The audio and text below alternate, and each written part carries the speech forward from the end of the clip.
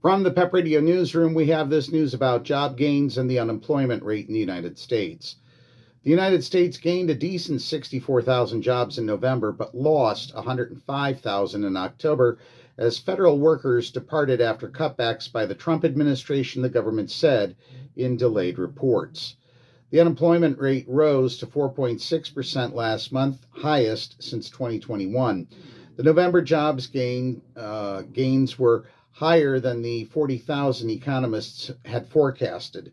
The October job losses were caused by a 162,000 drop in federal workers, many of whom resigned at the end of the fiscal year 2025 on September 30th, under pressure from billionaire Elon Musk's purge through Doge of U.S. government payrolls. Labor Department revisions also knocked 33,000 jobs off August and September payrolls. Hiring has clearly lost momentum, hobbled by uncertainty over President Donald Trump's tariffs and the lingering effects of the high interest rates the Fed engineered in 2022 and 2023 to rein in on an outburst of inflation. Since March, job creation has fallen to an average of 35,000 a month compared to 71,000 in the year ended in March. Both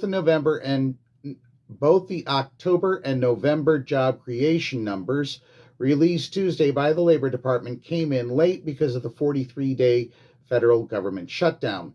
Those delays have made deliberations more difficult at the Federal Reserve, where policymakers are divided over whether the labor market needs more help from lower interest rates. Worries about the job market were enough to nudge the Fed into cutting its benchmark interest rate by 0.25 percentage point last week for the third time this year, but three Fed officials refused to go along with the move, the most dissents in 6 years. Two voted to keep the rate unchanged while inflation remains above the central bank's 2% target. Stephen Mirren, appointed by Trump to the Fed's governing board in September, voted for a bigger cut in line with the president's demands.